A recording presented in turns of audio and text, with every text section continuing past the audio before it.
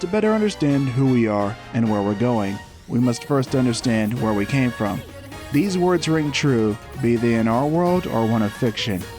Once again, we're about our business of providing you, the viewer, with a richer PSO2 experience by exploring the things that make this universe what it is. My name's Zio, and I'll be your lore keeper. Episode 5 would signal yet another major pivot in terms of gameplay and narrative. This time around, the developers had a smaller budget to work with than before. We're reunited with Shao, but he looks a little different this time. Thanks to our exploits on Earth, Shao has a plan for extricating Persona from the profound darkness and breaking the time loop.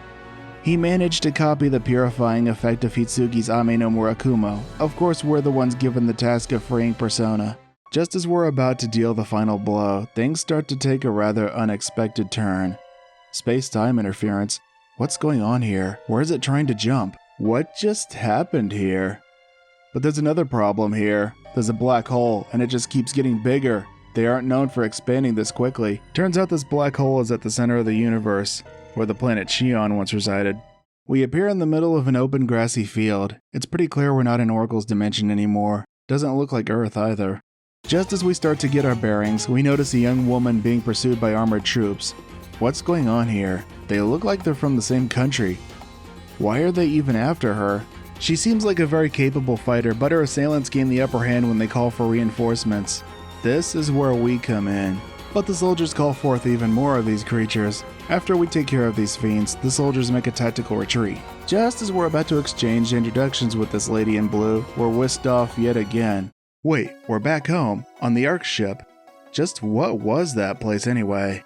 We meet the one responsible for bringing us back home. Her name's Alma, or rather, the original Claris Craze. We learn that her physical body is long gone thanks to Luther, and that she can manipulate time. She calls herself a ghost of the Akashic Records, and only those with ties to Shion can sense her. This world, dubbed Omega, is a physical manifestation of the Akashic Records.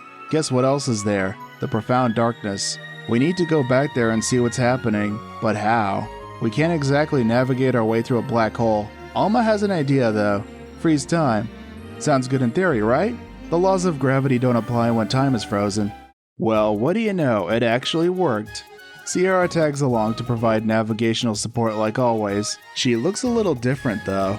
We're finally introduced to Harriet, who tells us about a prophesied savior from another world, but this convo is cut short when there's a commotion outside the tent. Harriet's troops hold the line, but the monsters just keep coming. They have an even bigger problem. The enemy forces have summoned a massive living fortress dubbed Castrum Demonica. Harriet's troops are woefully outmatched here, so she gives the order to retreat. She does have an ace up her sleeve though, the Buster Tower, but Harriet isn't strong enough to completely manifest it though. With our help, the Buster Tower is powered up, allowing us to punch through the Castrum's defenses and topple the fiendish fortress. Back at the tent, Harriet tells us about these mysterious flowers called ephemera that showed up some time ago.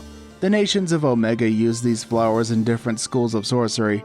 A fiendish flower said to be the source of this world's unrest. Harriet seeks to eliminate this scourge once and for all. She recounts an ancient tale to us about a hero from another world. When the world is enshrouded in darkness, lament not, for a hero shall spring forth from otherworldly luminance, spirit guide in tow. The hero shall serve as a beacon and cross the path of light. They shall tread the path of the brave, shepherding all those who follow. In turn, those who take up arms shall guide wayward souls lost to darkness. Perilous is the path they tread, yet righteousness will prevail. Fear not our Savior, for by their hand shall light shine on blackest night, banishing the darkness forevermore.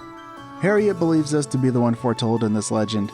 The timing seems all too perfect here. We've certainly earned Harriet's trust after coming to our aid on more than one occasion. Harriet fills us in on what's been happening in Quento. The Prime Minister Lutz staged a coup and assumed the throne after murdering Harriet's father, the king. She and her brother were subsequently banished from the kingdom. This brother of hers looks and sounds awfully familiar. Why, he even has the same name as a former acquaintance of ours. We're formally introduced to Harriet's brother Luther, who is also quite scholarly in his own right. He tells us more about the ephemera and that he's the one responsible for the Castrum Demonicas. The Buster Towers were also his handiwork. With our help, Harriet's crew has been busting up castrums throughout the land, but they have one concern, the Sword Maiden, Elise Landale. Where does she stand in all this?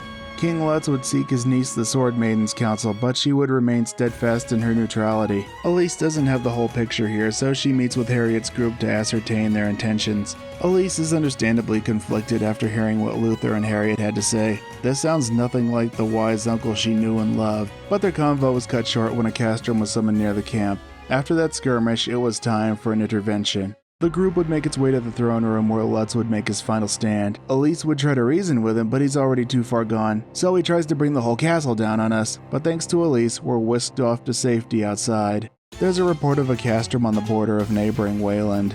A lone warrior battles the monsters before we come on the scene to eliminate the castrum. Word of our deed certainly travels fast, and we're not just a household name in Quento. We hear yet another familiar name, Malfonsina. Apparently Wayland isn't doing too well either, so Malfonsina came looking for us. Of course, where there's Malfonsina, there's also Gedamholt. Another castrum bites the dust, and now we have time to chat. This Gedamholt is just as much of a hothead as the one we knew. We're brought up to speed on Wayland's current plight. There's a civil war going on, and it seems the Emperor is to blame. We make our way to the capital of Wayland to confront this Emperor of theirs. The people of Wayland have been using ephemera as part of their own brand of sorcery to augment their physical strength in a process called demonization. The Emperor developed the Fiend Trooper project as a means of augmenting those with no aptitude for sorcery. Gedamholt and Cena were among those first guinea pigs. Busting up all those castrums has caught the attention of the Emperor's little brother Elmir. He's brought a few friends along, or maybe they were Gedamholt and Cena's friends. At the capital, we finally confront Schrager, who assumes a rather familiar form. No doubt about it, this mind-bending dreamweed and the profound darkness are connected to each other. Gedamholt gives us his power, and we take on a rather different form. Wait, did we just morph into Elder? We see Elmir again, and it turns out he's been the one stoking the flames of war throughout Omega. He tells us we should get back to Quento ASAP. Does he know something that we don't? Looks like Quento has a dragon problem here, a very specific ancient dragon. Now's the Sword Maiden's time to shine.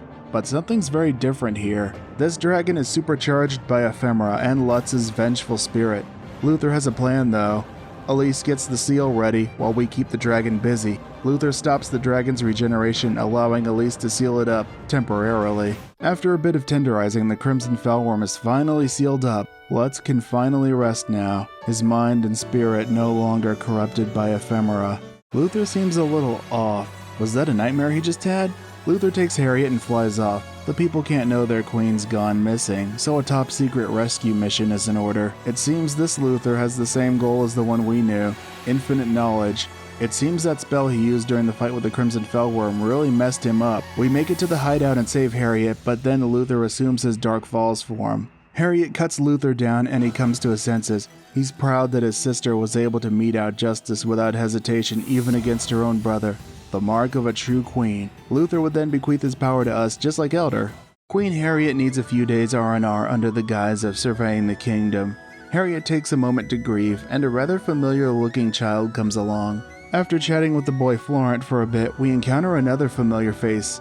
Wait, is that Shion? Her name's Clarissa and she's the kid's bodyguard. He's the first successor of Isartia. Back on the ship, Euclida and Aurora mysteriously disappeared. Aika's gone missing too. This happened to someone on Earth too. They all have a common thread here. We're introduced to Margaretta, Divine Queen of Epic. She's a little jealous that Quento got a Sword Maiden and a Guardian. They tried summoning some Guardians of their own, but things didn't go quite as expected. Turns out these people that Margaretta summoned were former hosts for Apprentice. We make our way through Epic to face off against these hosts one by one. Turns out that priest was Elmir in disguise and he'd been pulling Maggie's strings this whole time. She kills Elmir, but he takes over her body, awakening Apprentice. So we separate Maggie from the Falls and obtain Apprentice's power. It seemed the unthinkable was happening. Isartia was on the move. Of course we're greeted by the hordes of False-Spawn and Supernaturals, but the fiends kept coming, so a tactical retreat to Louisa was in order. We run into Clarissa, who tells us what happened to Florent. Turns out Elmir got a hold of him. We reach the heart of Isartia to find out that Clarissa was the one who brought us here. The real Clarissa died and this one was just a doppelganger. Florent was a lonely child, only desiring companionship. We beat the Falls for him and Clarissa comes on the scene to tell Florent that he needs to knock it off. Clarissa pleads with us to end his suffering. And now we assimilate Gemini. Elmir kidnaps Harriet, calling her the vessel of ephemera. Soon after, a massive tree-like structure appears. With Elise and other warriors of Omega at our side, it was time to punch our way through to the cocoon where Elmir awaited us. Inside the cocoon, we have one final clash with Elmir, who's assumed his true form. Elmir is beaten and the cocoon disappears. The black hole that threatens our universe is subsequently sealed up. This should be a happy time, right? The danger has passed. Or has it? But it's not over yet.